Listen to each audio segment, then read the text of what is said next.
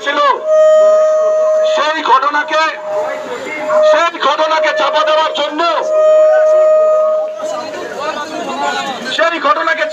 জন্য সেই ঘটনার সমস্ত তথ্য প্রমাণ লোপাটের জন্য 14ই আগস্ট স্বাধীনতা দিবসের ঠিক প্রাক্কালে আজিগড় মেডিকেল কলেজে যে বর্বরচিত ঘটনা ঘটে গিয়েছিল, সেখানে পুলিশের ভূমিকা ছিল সত্যিই উদাসীন।